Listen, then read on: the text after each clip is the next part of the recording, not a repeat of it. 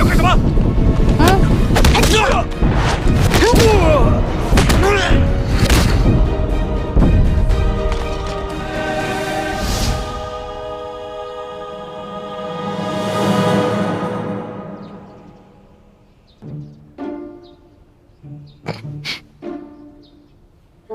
龙小弟，武功长进了吗？那是，跟了老大这么久，总得学点本事不是？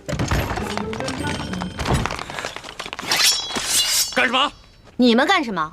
我们家大人奉旨前来山西查案，还不赶紧让你们巡抚大人出来迎接？你们真是钦差大人？圣旨在此，还有假吗？哇，一道圣旨这么威风啊！老大，这个代表着至高无上的皇权。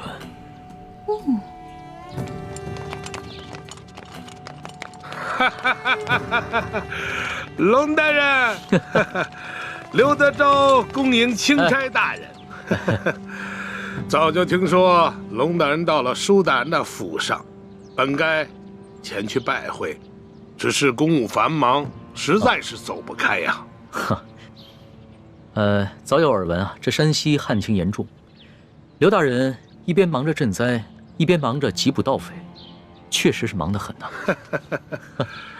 龙大人此次来奉旨调查舒大人遇刺一案，不知办得怎么样了？今日龙大人来，可是想让本府助你一臂之力？确实是需要巡抚大人相助之处啊。本府定当全力配合。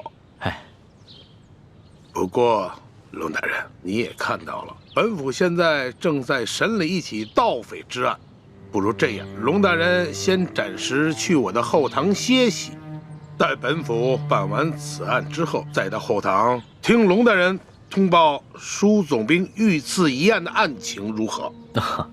刘大人，这3天前夜里发生的重大盗匪案，没想到今日就抓到了匪徒，刘大人的办案效率实在是让我钦佩。刘大人，不知本钦差是否可以在此旁观刘大人审案呢？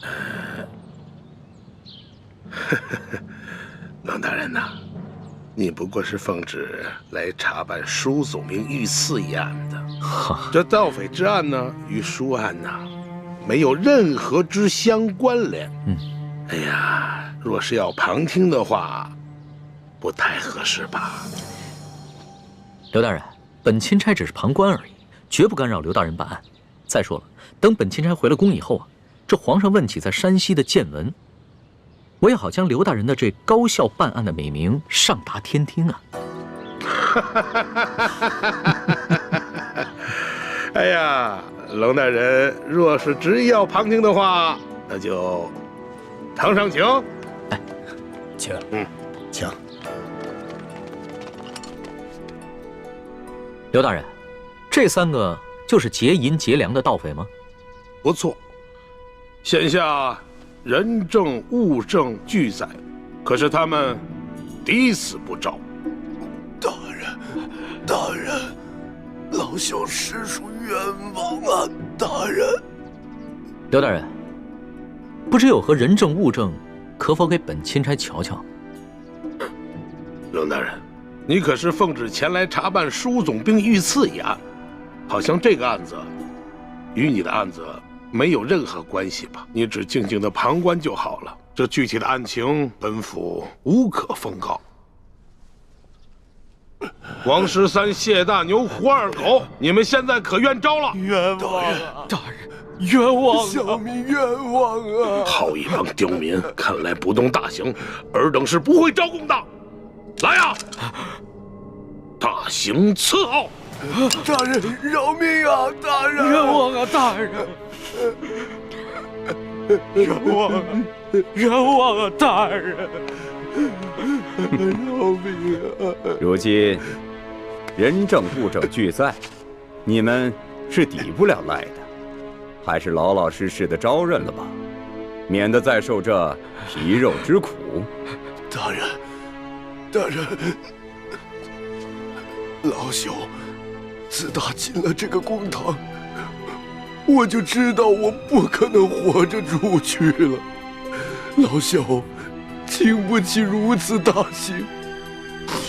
老朽冤诏啊，大人！胡二狗、谢大牛，你们呢？小人冤枉啊，大人！王十三，你就先招吧。大人，我招。大人，老朽我实在是不知道该招些什么呀。好，你们3个人那是办不了翻墙入室、劫官银官粮的大事的。你们必然还有其他的同伙，而那些同伙也必定不是普通人。那些人应该是盘踞在牛角寨上的潜明余孽，才会如此的胆大包天，是不是啊？大人，您说是就是吧？那你就将如何勾结牛角寨贼人的经过，如实的招来吧。这经过，大人，老朽年老昏聩，这经过我实在是记不清了，就以大人调查的为准吧。好，那么你再想想，你又是如何联系胡二狗和谢大牛，去给牛角寨的匪徒做接应的？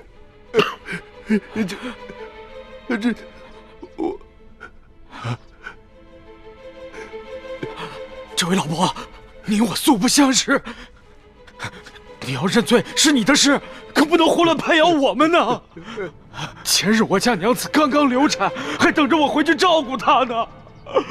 这位老伯伯，我家里还有瞎了眼的老娘等我回去照顾，这盗抢官粮官银，可是死罪啊！大人，老朽无儿无女无家产，我死不足惜。可是我与这2位小兄弟素不相识，你要让我胡乱指证，小老儿我心里实在是不安呐。看样子你还是没想明白呀。来人呐，在，让他清醒清醒。大人，老朽冤诏啊！大人，这案情经过，您比老朽更清楚，就请你们代老朽写下供词，让老朽画押便是啊。这就对了。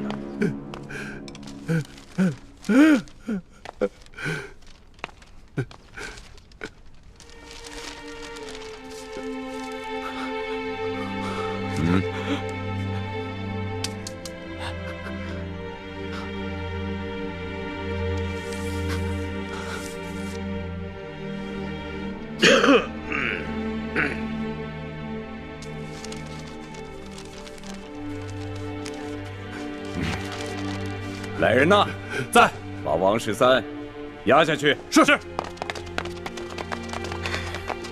大老爷，走，你们关闭民反呐！对啊，皇上不是给您下了一道密旨吗？让您调查舒总兵一案之时，顺便督查一下山西赈灾情况以及地方官员官风吗？哎呀，龙大人啊，实在没有想到啊，龙大人身上还有皇上的密旨啊！不知皇上的密旨现在何处啊？可否让本府看一看？这密旨啊，让奴婢小心翼翼地藏在行李箱里了。主子，要不然您随奴婢回去取一趟吧。也好，刘大人请稍等一下，下官这就去取。那个龙大人，是否让本府派一队兵士护送啊？不必了。李护卫，你接着替本官陪审，顺便提醒一下刘大人，不要滥用酷刑啊。卑职遵命。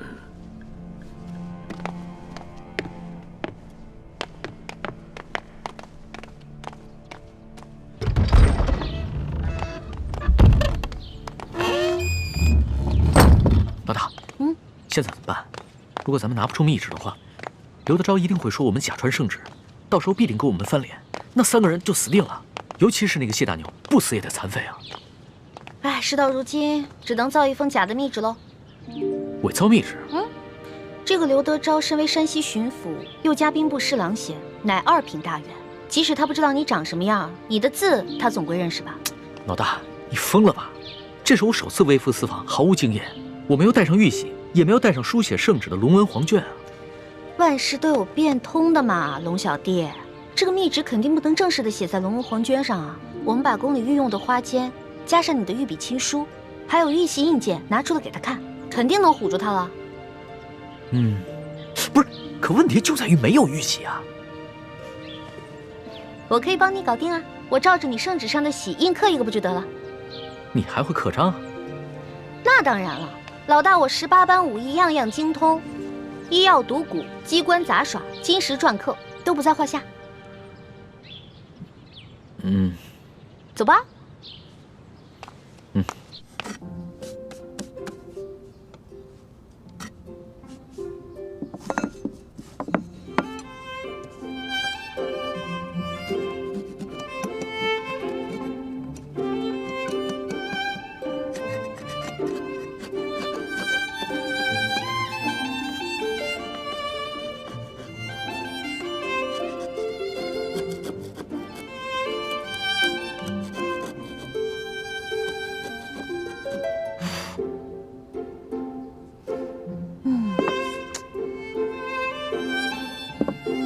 龙小弟，你看这样行吗？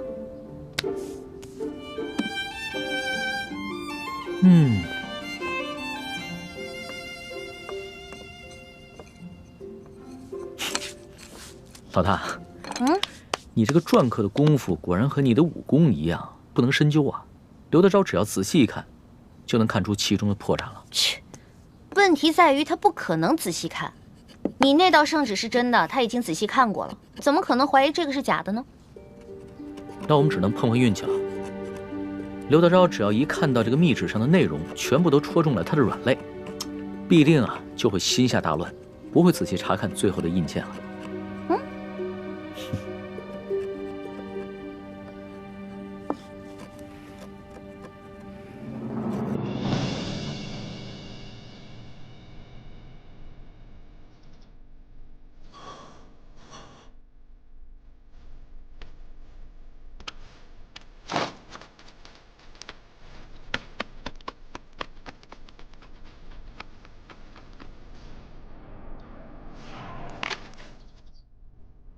李护卫，不知你家大人和令妹何时会回来呀？我家大人回去以后还需要沐浴更衣，就麻烦刘大人和诸位大人要不先把这谢大牛押下去，等我家大人回来了再审。来啊，在，将这谢大牛先押下去。是。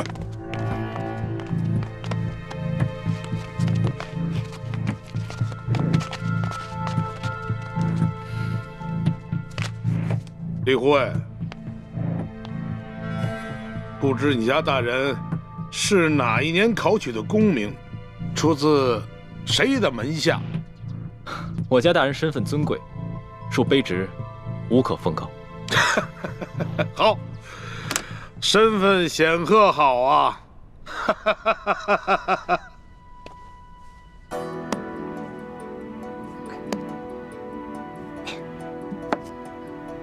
哇，大功告成！龙小弟，怎么奖赏我啊？奖赏？伪造官印已是杀头的大罪，这伪造玉玺是要诛九族的。龙小弟，什么意思啊？过河拆桥？我可是奉旨造假。我跟你开玩笑的。论到杀头的大罪这几天我龙三犯的可不比你少。只不过老大，我真的很好奇，你到底是从什么地方来的？为什么会有这么多特殊的技能？我就是一个江湖混混啊，江湖小混混，自然要学得多一点，不然怎么混得开啊？对吧？相比于刘德昭啊，你更是让我大开眼界。亏你记忆不精，这个玉玺呢，你伪造的不能到以假乱真的地步，要不然的话，那可真就天下大乱了。龙小弟，我是不是做了什么忌讳的事儿啊？从此在你心里就记了我一笔了？没事儿，这要是别人呢，伪造玉玺，不管出于什么原因，我都不会轻饶了他。但是你嘛，我知道，你虽然天性顽劣，但是你一定不会做出什么让我不可原谅之事。虽然你嘴上这么说，但是我知道，在你心里已经对我有防备了。早知道我就不出这个馊主意了。另外想办法救那3个百姓啊。反正呢，我已经打定了主意，这次回宫以后，就一辈子把你拴在我身边。这样的话，你就不会犯下什么连我都保不住你的重罪了。我才不要在那个像金笼子一样的紫禁城里坐牢呢。君无戏言，记住我刚才说的话。可是你现在已经不是皇上啦，你是我的龙小弟啊。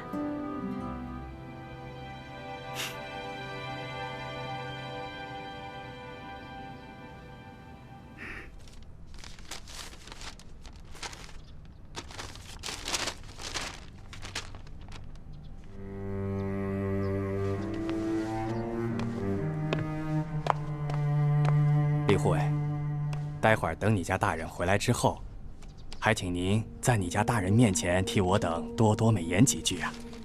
啊！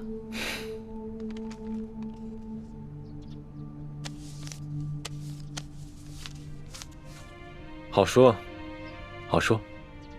多谢。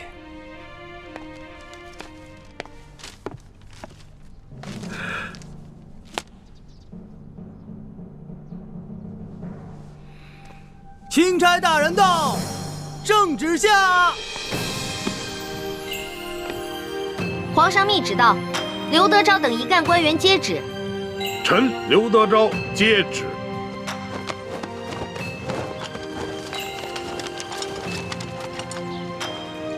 奉天承运，皇帝诏曰：着龙3为钦差大臣，在查办枢总兵遇刺案之时，监督查访山西赈灾之详情，以及地方官员之官风政绩，如实禀报，不得有误。吾皇万岁万岁万万岁！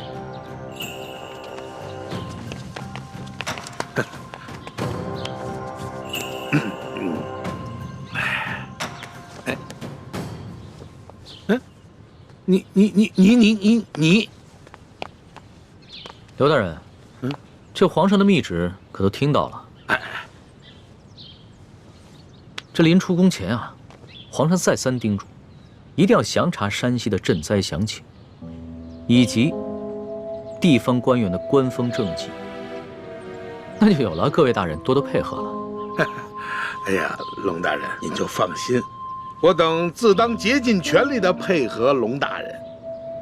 龙大人这一路实在是辛苦了。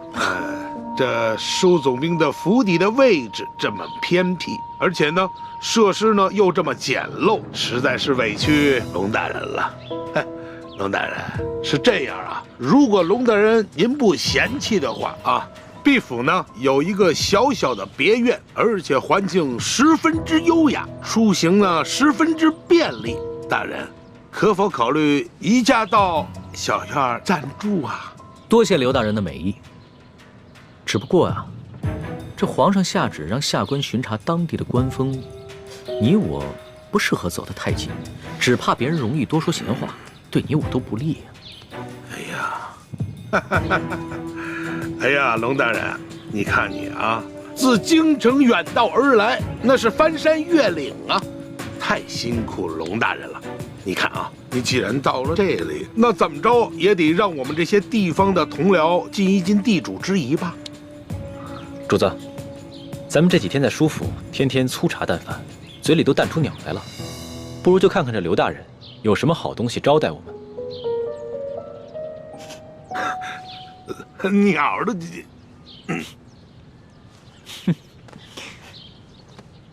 行，那就多谢刘大人了。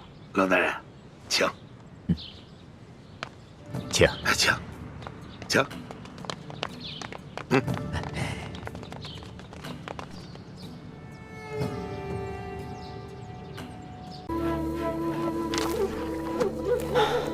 进入山西以来，这旱情是越发的严重了。是啊，老人家，这口井也没水了。啊，这儿也没水了。哎呀，这可咋办呢？老汉他的水早就喝光了，此去我女儿家中，这还有10几里路呢。老人家，我这儿还有一壶水，你先拿去吧。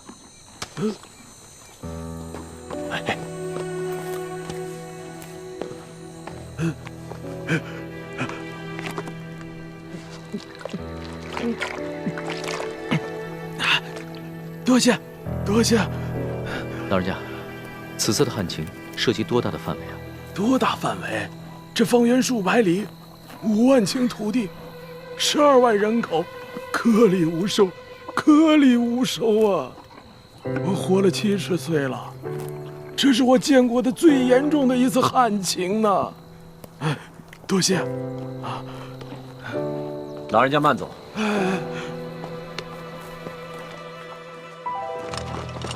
主子，启禀主子，这个小村庄有几十户人家，房子都挺干净的，咱们借宿没问题。只是这村子人烟稀少，好多房子都空着，显得有些诡异。为什么？这些民房都好好的，有一些一看还是新翻修过的，怎么会没人住呢？是啊，房子是挺新的，就是没人住。也许这儿不久之前遭过匪患吧。这户院子里倒是有炊烟冒出来，应该有人，我去看看。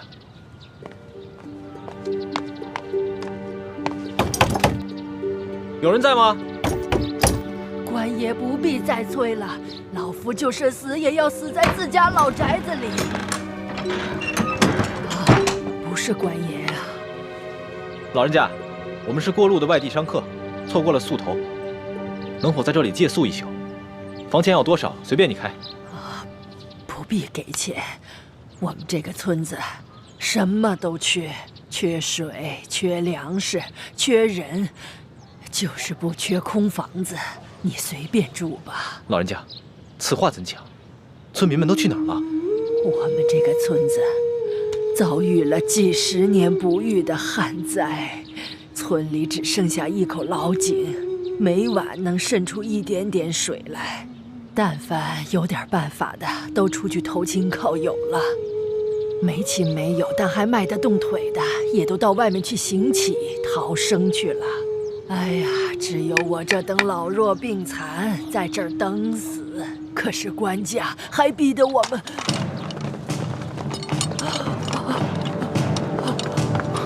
快，保护主子！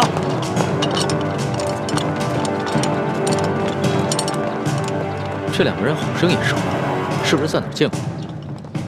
主子，这2个就是那日在客栈里调戏世淑姑娘的人，其中那个领头的把总还被主子教训过。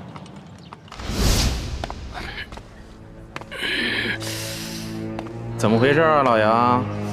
这还是个高手呢。吃瘪了吧？哦。干什么？我问你干什么？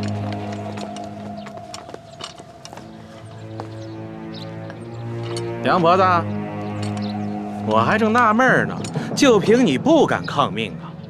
原来是有这么一门富贵亲戚。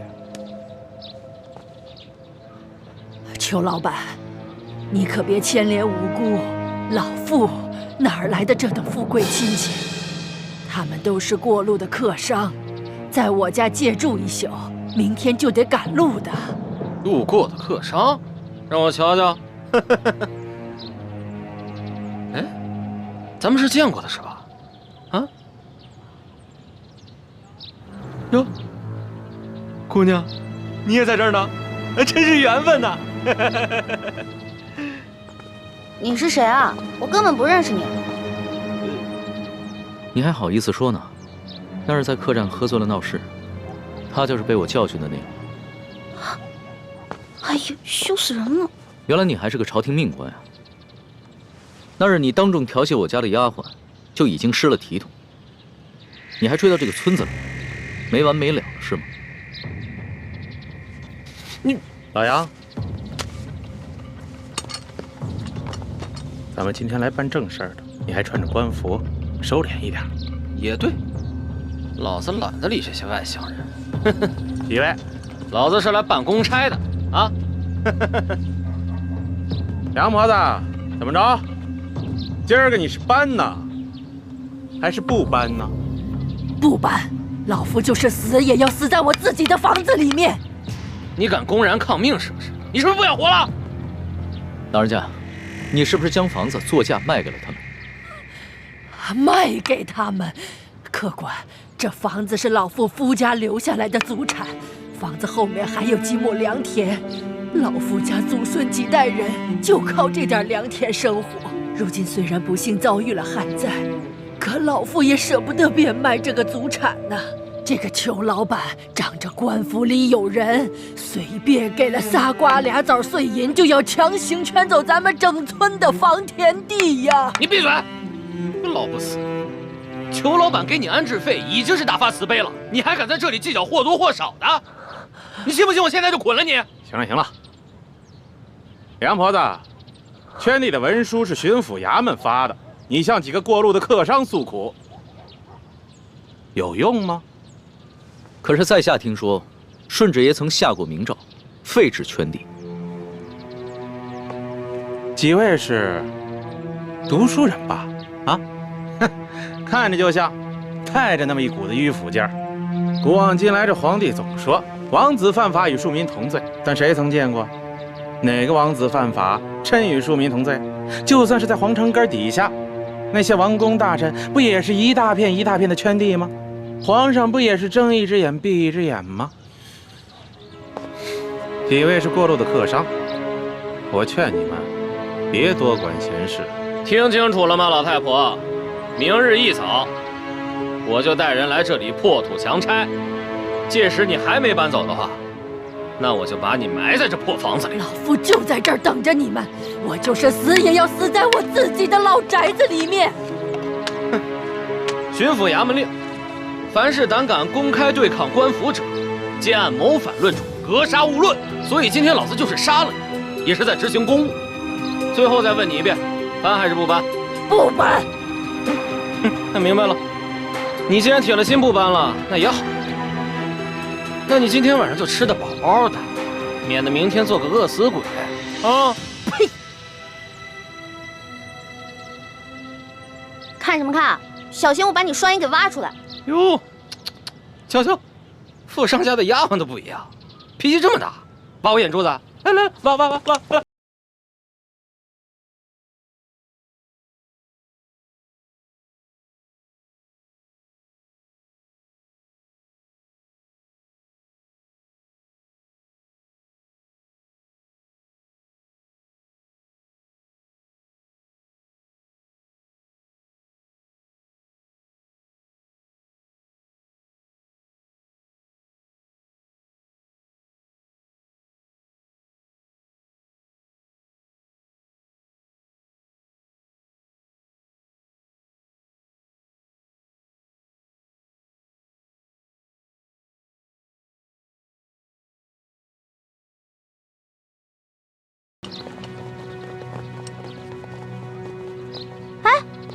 主子，这几个混账东西不给他们点教训啊！这些都是虾兵蟹将，没用的。老人家，再多吃点吧。不瞒你们说，我都半个月没见米香了。不怕你们见笑，我都喝了5碗了。老人家，听说这山西旱情已经惊动了朝廷。朝廷也已经拨了大批的赈灾物资，你们都没有分到吗？赈灾物资？哎呦，咱老百姓连1粒米都没见到过，一点都没有分到，1颗米粒都没见到过。老人家，我看你这儿冷锅冷灶的也有一段时日了吧？不是圈地有安置费吗？为何不拿这些安置费去买些粮食啊？别提安置费了，姑娘啊，不瞒你们说，就我们这样的地，按理来说，好歹一亩也值4、5两银子，可是上面他们只肯给1两啊，而且层层盘剥下来，有些关系的、运气好的，也只能拿到几钱呢。像我这样的老不死，就只能拿几个铜板。老人家，这圈地一事已经违反了朝廷的政令，你们为何不上告啊？告？去哪儿告啊？老夫的儿子先去县衙告状，被他们拉了出去，一顿毒打，还给他胡编了一个什么罪，被他们连打带吐。回来以后，连伤带气的，没多久就扔下老夫去了。老夫的孙子不服气，借了些钱去太原府鸣冤，也被巡抚大人当盗贼发配关外，至今未归，一去不回，还怎么告啊？还有这等事？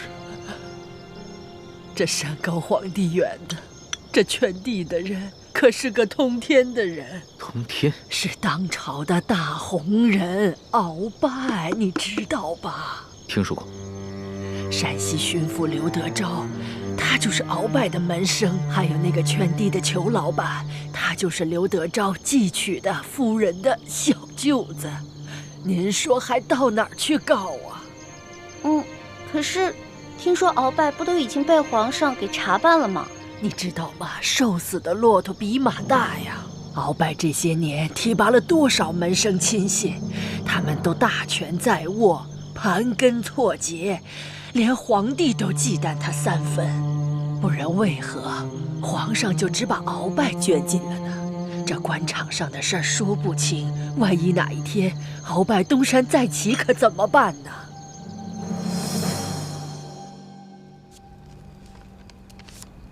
好了，主子，今天的见闻全都记下了。你小心收好，等我回京了之后，就一桩一件的查，一个一个的办。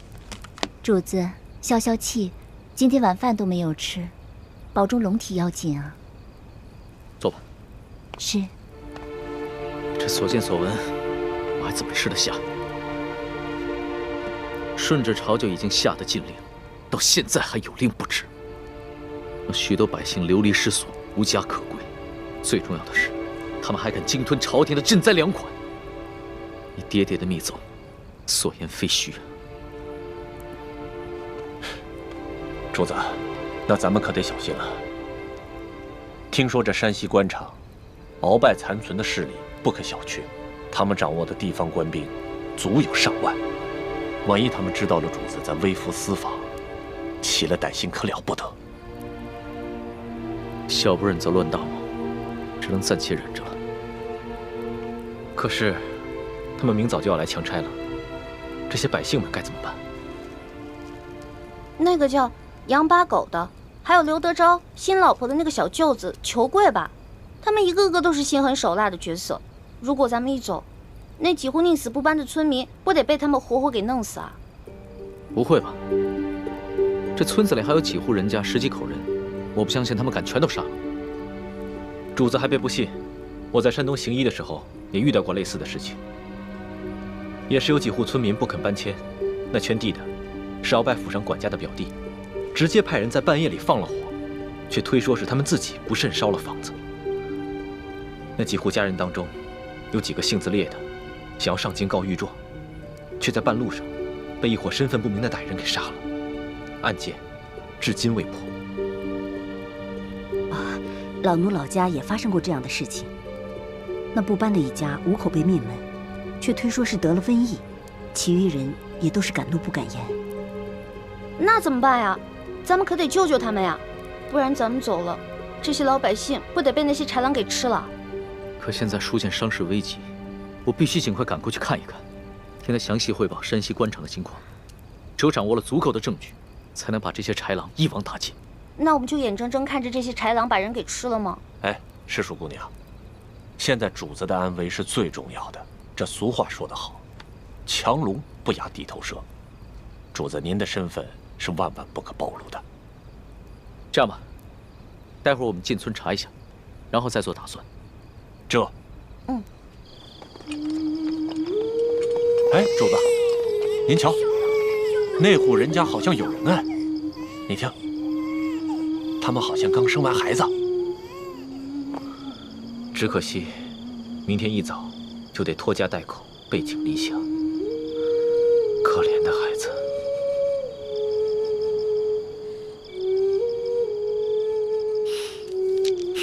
搜通，奴才在，把这个珠子送给他们的孩子，顺便打听一下他们家的情况。这。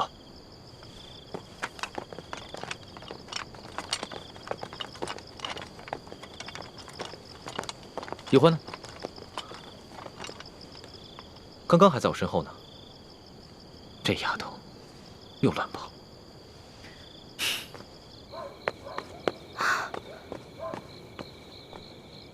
哎，我明明听到有人求救的呀！救命啊！快走！救命啊！站住！干什么呢你们？当兵的居然强抢民女啊！哎呦，瞧这小脸够水的呀！要不一起带回去吧？舅老爷见了一定喜欢。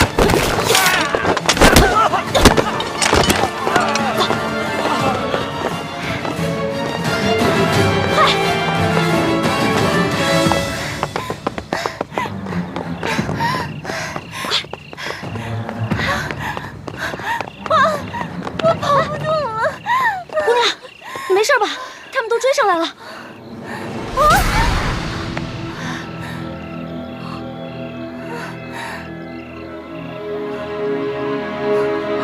天哪，她怎么长得这么像徐姐姐？难道这舒婉心逃跑1个月了，我们也想不明白她没有报官的原因。但是，她极可能已回山西老家去找她父亲舒剑了。哎呀，此处离太原府不远了。难道她就是从明珠谷逃出来的舒婉心？可是她一个弱女子，为何不报官，却要独自千里迢迢逃回老家呢？花儿，易欢，花儿，你在哪儿啊？在哪儿啊？易欢，来，姑娘，咱们躲这儿，快点，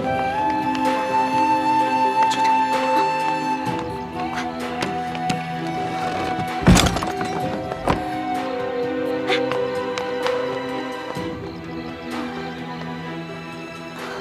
姑娘，没事吧？姑娘，易欢，花儿，易欢。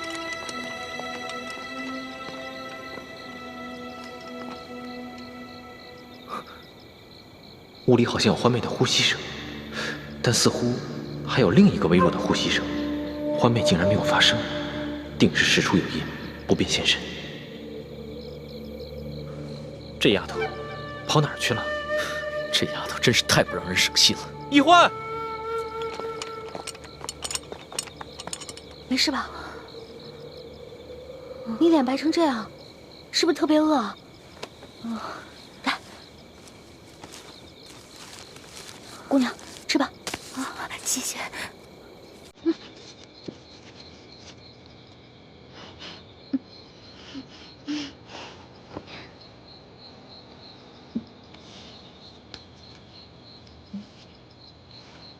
明明已经饿得不行了，还尽量注意吃相，不肯狼吞虎咽。看来应该是出身名门的大家闺秀啊。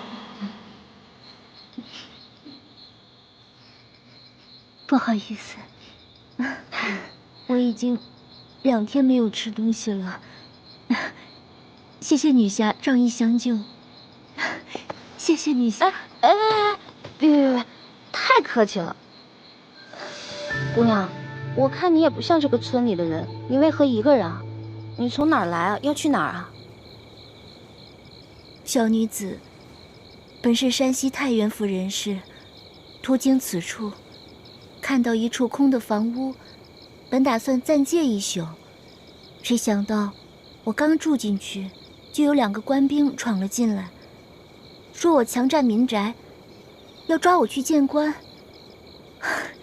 幸得女侠出手相救，小女子感激不尽。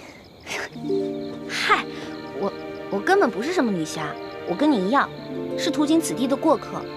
你我相遇也算是缘分，不如互相留个姓名，他日江湖再见的时候也是朋友了。我叫易欢，你呢？哦，是玉女侠。玉女侠武艺高强，又仗义助人。小女子能够结识玉女侠，是小女子的荣幸。嗨，小女子的贱名不足为道，只是我这出门在外，身上的盘缠没有带足。玉女侠家住何处啊？小女子平安回家之后，一定备下薄礼，登门致谢。口风倒是挺紧的，不肯说自己的姓名，反倒盘问起我来了。谢就不必了。我看咱俩年龄相仿，我是顺治12年5月初4生的，不知道该管你叫姐姐还是妹妹啊？小女子出生于顺治11年3月初8，可不就是舒婉欣的生辰？那你比我大，我应该叫你姐姐。姐姐，你一个人手无缚鸡之力，怎么就跑到这儿来了？也没个伴儿陪你啊。唉，2个月前，家父把我献给一个有权有势的男人，那个男人要在很多姑娘当中挑选妾室，我是备选之一。没想到我还没有到那个男人家，就阴差阳错被人劫走了。直到近日，我才侥幸逃出来。这个有权有势的男人，指的应该就是龙小蝶了。还有此等事情啊？那你逃出来以后，为什么不去报官啊？你现在难道要去找那个有权有势的男人啊？不是这样的。我未曾去报官，是因为那些劫走我的人固然可恶，但是我不恨他们，反而心存感激。为什么呀？家父把我献给那个有权有势的男人做妾，并非出于他的本意，实在是那个男人太有权势，家父不敢违逆。因此，我在心里早已发了誓，若被那男人选中为妾，那我便以死明志。其实那个男人有权有势，也是个不错的归宿啊。你宁死不从，莫非？我看你戴的这块玉应该是鸳鸯玉吧？你戴的这块是雄的，那雌的那块，莫非姐姐已经有心上人了？啊，那我明白了，怪不得你从劫匪那儿逃了以后不去报官，你现在是想去找你心上人啊？实不相瞒，我自幼丧母，和爹爹相依为命。我是真的想在我出走之前，悄悄回一趟家，去看看家父最后一面。他说去看家父最后一面，然后就私奔。那如果他发现他爹快死了，那他肯定就忍不住露面了，这不就麻烦了吗？这院里有人！嘘，一群窝囊废，这事儿还得麻烦我。行了行了，想不到这姓杨的居然能听出我们的呼吸声，那我肯定应付不了，不如叫救命吧。不行啊，要是这样就惊动了龙小弟和索额图，那就更糟了。姐姐，我们躲到那边去吧。走。好。快。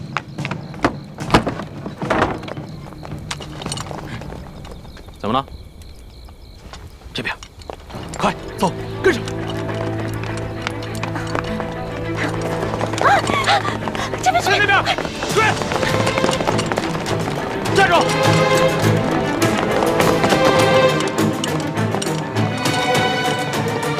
这一关到底跑哪儿去了？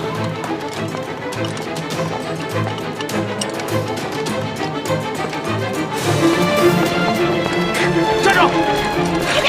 姐姐，站住！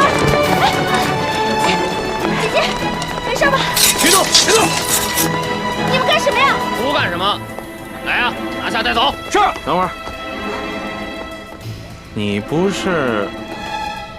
哎，老杨，哎，啊，这丫头不是跟那几个富商在一起的吗？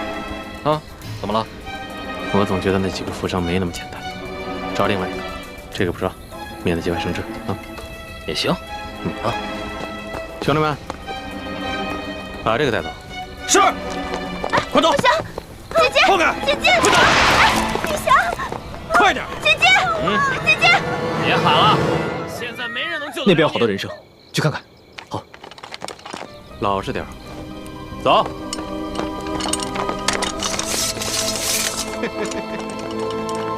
小妮子，没看出来还是个练家子。之前是不是把我的兵给打了？你脾气还真是烈呀！不过爷就喜欢骑烈马。之前你不是说要来挖我的眼珠子吗？现在看来，只能是爷挖你的肉了。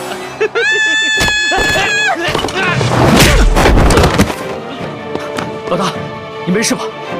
我没事，没事。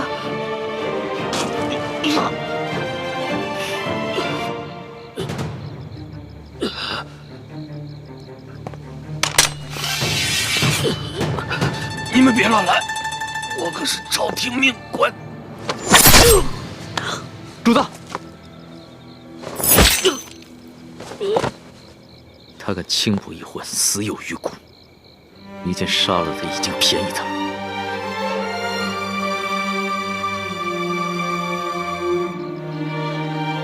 这还是我平生第一次亲自动手杀人。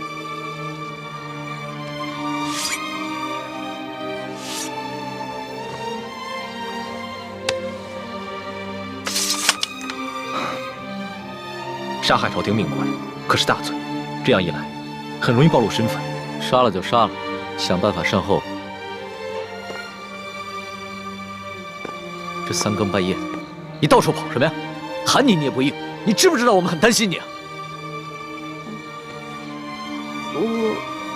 我是晚上没吃饱饭，本来想看看村里有没有什么鸡填饱一下肚子，结果找了一圈没有，就遇上这个坏蛋了。饿死鬼投胎啊！天天就想着吃，除了吃你还能知道什么呀？我还知道饿。你看看你这个妹妹，脑子里装的都是什么东西？陈妹从小生活艰苦，所以一有机会就惦记那张嘴，让主子见笑了。我知道，你们曾经都吃了不少苦，但现在跟了我，会保你们一世荣华富贵，再不受半点苦头。谢主子恩典。主子，光让我们两个不受苦也不行啊，你要让全天下的老百姓都不再受苦才是，这才是最重要的。我知道，我的老大虽然贪吃，但不贪心，更不自私，心里边天天装着天下百姓，真是我的良师益友啊！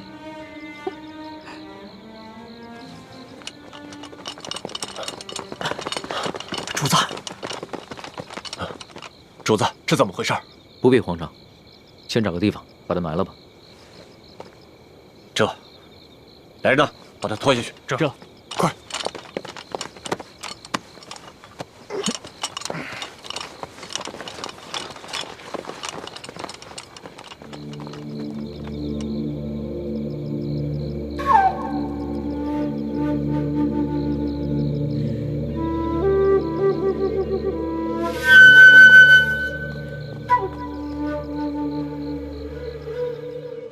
主子，那个杨八总的尸体，我已经在外面埋好了，同时奴才安排了人手守住了各个路口，现在连只苍蝇也不会再飞进来了。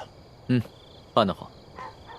对了，再有人来打探消息的话，先不要杀掉，悄悄把他们拿下，找一个地方关押起来，到时候他们也是人证之一。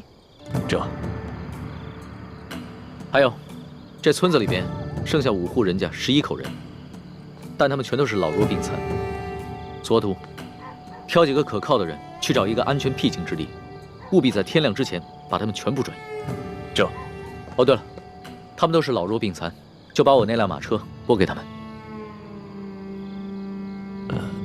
这，马三，我们走。这，咱们也都准备一下，天一亮我们就要离开这个院子。主子，这才3更天，你先回屋休息吧。等我们收拾好了以后再叫你出来。好，明儿再赶1天的路就能见到书剑了，到时候肯定有很多事情要等着我处理，所以啊，我是应该好好养养神了。那我给您点一炉安魂香吧，不然你睡不好又该胡思乱想了。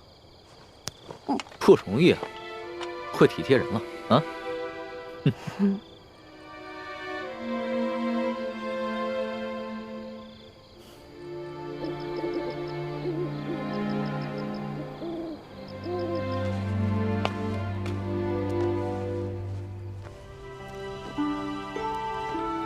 主子睡着了。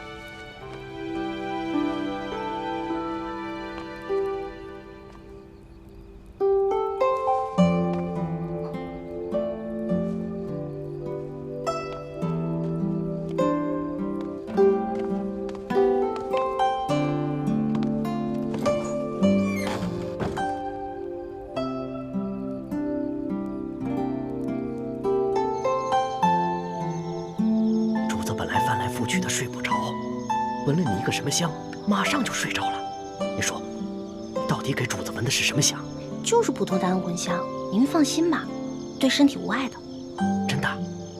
真的，叔父，我怎么可能骗您啊？哎呦，你就不要再叫我叔父了，好不好？咱们最好是永远都不要认亲。哎呦，一欢，我求求你了，你千万不要对主子有什么不好的心思，更不能想着要去害他，否则连我都活不了了。哪有？我怎么可能害我的龙小弟呢？我也绝对不允许任何人害我的龙小弟的。你说的话，我也不知道是该相信还是不该相信。但是我告诉你啊，我伺候过3个主子，咱们现在的主子是最好最好的一个。哎，你不是说过要为什么？要为天下苍生、黎民百姓着想？哎，是不是这么说的？那你就更不要想着使什么坏心思，更不能害了主子，也不能连累我。哦，也不知道当初是谁帮着鳌拜给皇上一直下毒。那不也是迫不得已吗？再说鳌拜呀，也没有想害了主子，给主子下的药呢，主要是想扰乱他的心神，让他不能理朝政。可你们……哎呀，我们要想害他，在宫里早就害他了，何必等到现在呢？叔父，你就放120个心吧。说好了啊。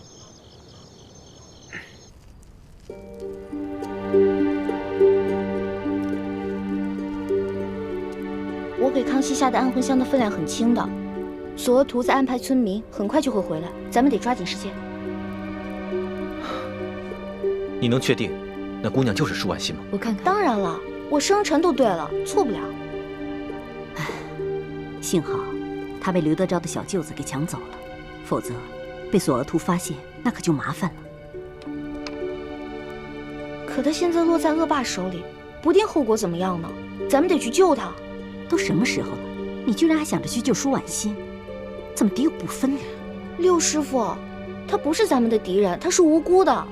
他威胁到咱们的大业，那就是我们的敌人。可是你这话说的不对，六师傅。怎么不对了？我们替先帝报仇，光复大明，那才是大是大非。这些小事情根本就不用计较。六师傅，一欢说的没错，舒婉心必须得救。他从明珠谷逃出来以后，一直没有报官说出自己的真实身份，是想着悄悄和自己的心上人私奔。但眼下他落在了刘德昭小舅子手里，为了自保，他很有可能说出自己的身份。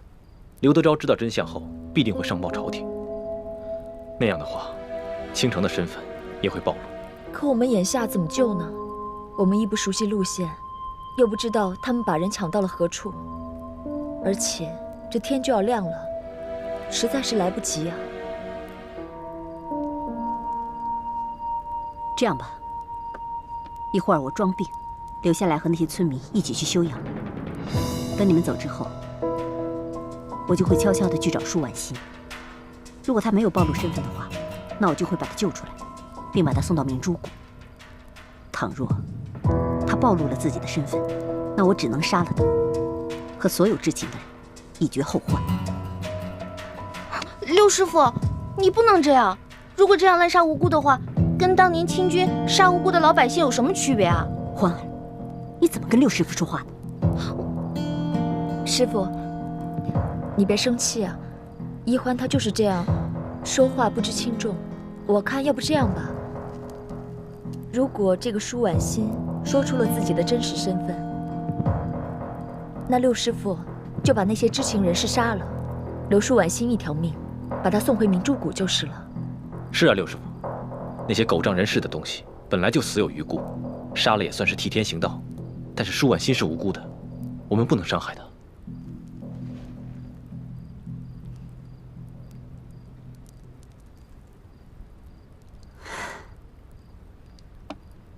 既然太子都已经这么说了，那就这么决定吧。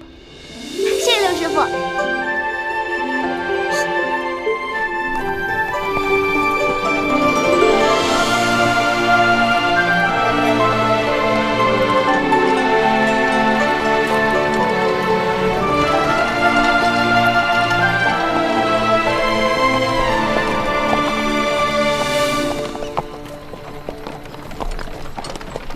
这雪嬷嬷昨晚还好好的，怎么一下子就病了？其实昨天白日里，雪嬷嬷就有些不舒服，她只是在硬撑着，没敢禀报主子。臣妾已经拜托那些村民照顾她，想来养上几日也就没事了。只是她这一病啊，你就没人伺候。主子能够恩准臣妾出宫省亲，已经是对臣妾格外开恩了。这些小事情，臣妾自能克服。还是你省心，不像某些人，就知道给我添乱。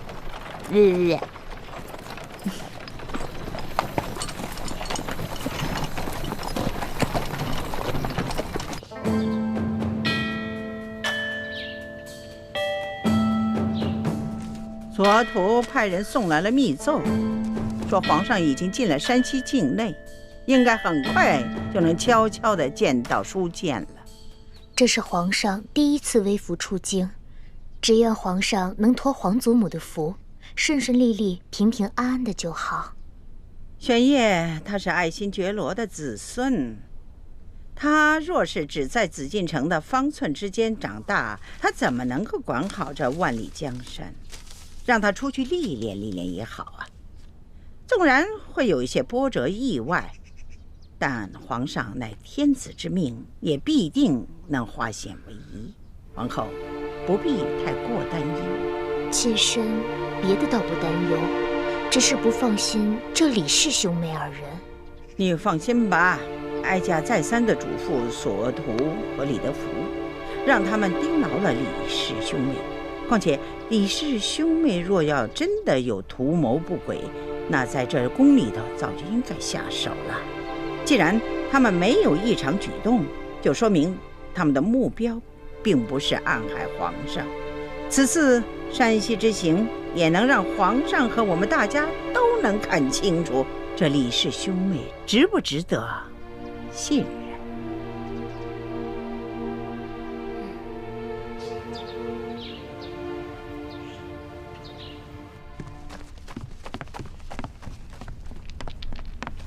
官儿啊，杨八总找着了，找着了。不管他说出什么理由，先拖出去，给我打50军棍。此风不可长啊！居然敢不声不响的玩失踪，这以后这对我还怎么办？还军什么棍呐？人是找着了，在一棵杨树底下埋着呢。死了，死了。肋骨断了几根，而且被一箭穿心。我纳闷呢，淮阳村的10几个村民没这个能耐啊，除非是那几个外地来的客商，他们带了一群保镖，而且个个身手不凡。二公子，这钦差大人迟迟不来，难道咱们就一直在这傻等吗？时常有人在皇上面前进谗，说我们平西王府的人居功自傲，不把朝廷放在眼里。眼下出了这么大的事，皇上又特命钦差来此查案，我等自然应该恭敬些，以免落人口实才是。二公子，如此维护平西王府的声誉，若是让王爷知道了，一定会非常欣慰的。我只是在做我的分内之事，我父王知不知道，都不重要。所以说，王爷的这几个儿子里，就属二公子最为仁厚。吴公子，钦差大人还没有来吗？应该快了吧？那我们兄妹二人可需要回避一下。那倒不必，二位都是我吴应期的朋友，刻意回避当然不需要。但是，如果二位不习惯接待朝廷要员的一些繁文缛节，当然也可便宜行事。待我事情处理完毕之后，再与二位一同上京。那我们多一事不如少一事，不如我们就留在自己房里吧。也好，那就随姑娘的意。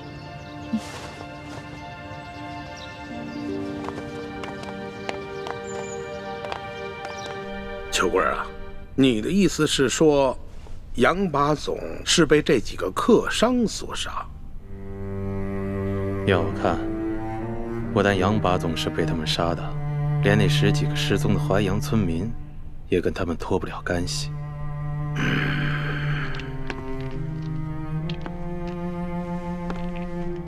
老爷，我看这几个客商身份可疑，行踪诡异，您是不是得派人去查一查？